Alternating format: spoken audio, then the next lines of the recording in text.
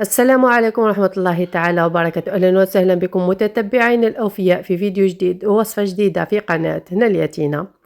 أنا عاودت رجعت لكم اليوم على بركة الله جبت لكم وصفة بمناسبة المولد النبوي الشريف، وشاركت معكم وصفات واحدة أخرين رايحة تلقاهم في القناة اللي حبيتوا، كيما حلوة القطايف، كيما التمر المحشي. راح نخليها لكم في صندوق الوصف تحت الفيديو، ولا راح تظهر لكم في علامة الاي في هذا الفيديو. واليوم على بركة الله كتكملة للحلويات اللي حضرتهم للمولد النبوي الشريف، درت هذا الحلوة تاع الشموع. حبيت نشارك معاكم هذه الوصفة باش تستفادوا، وثاني بالك كاش وحده ولا راهي تلفت لها واش دير كحلوة في المولود. جربي هذه الوصفة، راني متأكدة رايحة تعجب كامل العائلة تاعك. نبداو على بركة الله. الوصفة تاعنا كما لاحظتوا في غيسيبيون درت حليب مركز محلى بمذاق الكراميل، وهنا رايحة نضيف عليها علبة صغيرة تاع حلوة الترك. انا ما درتش كمية كبيرة. نديرو حلوة الترك، صح شوية المكونات هادو غاليين شوية، بصح المذاق صدقوني لا درتوها اللي يذوقها راح يقولك كيفاش واش فيها هذه الحلوى بنينة بالبزاف. اللي ذاقها عندي يقول المذاق تاعها ما شاء الله. جربوها وخلوا لي رايكم في التعليقات. وكما لاحظتوا ضفت عليها كمية تاع اللوز مرحي بودرة، وراح نضيف عليها هنايا نص مغرفة كبيرة تاع لافاني. نخلطوا كامل هاد المكونات مع بعض، ندخلوهم كامل مع بعض بهذه الطريقة. وهنا راح نبدأ نضيف عليه نواه كوكو ولا الجوز الهند. نضيفه غير بشوية حتى تحصلوا العجينة طرية وتكون شوية متماسكة، باش هكذا كي نجو نشكلوها في المول راح تتشكل بكل سهولة وتحكم ثاني روحها. باش هذه راح نديرو الشموع، لازم تكون شوية العجينة هذه شادة روحها.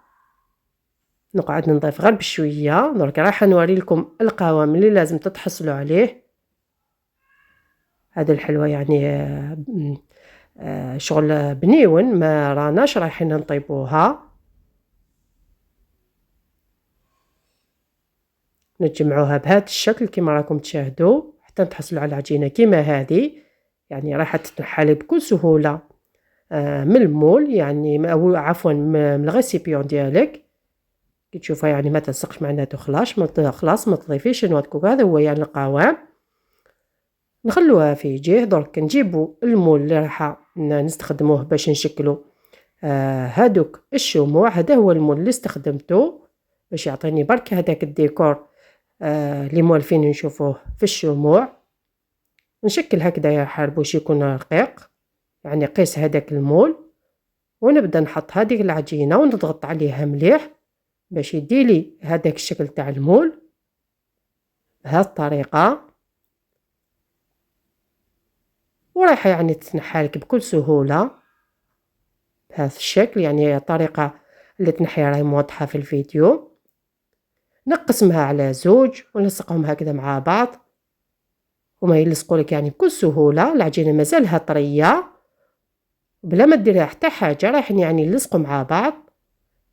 نقيسها عفوا مع هادوك الاولين باش يجوني قد يجوني كامل نفس الطول.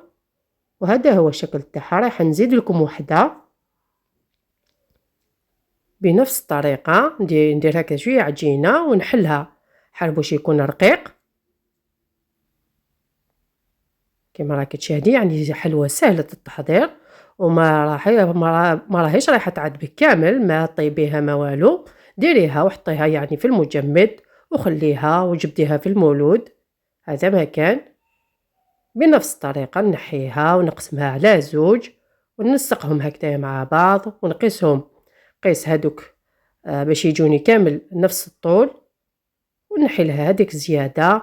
ودرك هنا بعد ما نكملوا كامل هذيك العجينه راح نحطها في المجمد على الاقل 2 ولا 3 باش تجمد مليح وتحكم روحها بهذا الشكل كما راكي تشاهدي. وجهه واحده اخرى وجدت بابي كويسون وذوبت شوكولاته بيضاء في حمام مائي ولا حمام مريم، ضفت لها برك شويه تاع الزيت، نحط هادوك فوق هادوك الشموع ندخل فيهم كوردون باش يسهل لي العمليه كي نجي هكذايا نغطيهم بالشوكولاته ونحطهم فوق هذاك البابي كويسون.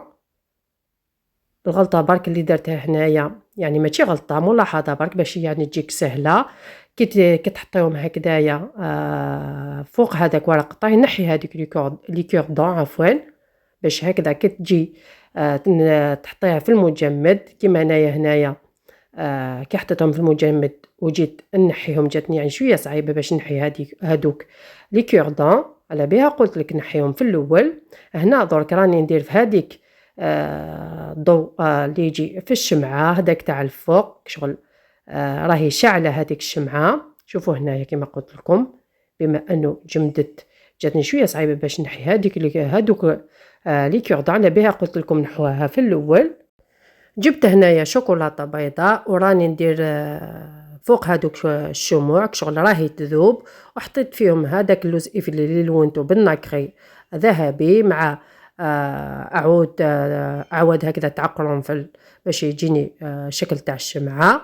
رايحه نقسم لكم الشمعه هذه باش تشوفوها كيف جات الداخل والبن، يعني ما نحكي لكمش.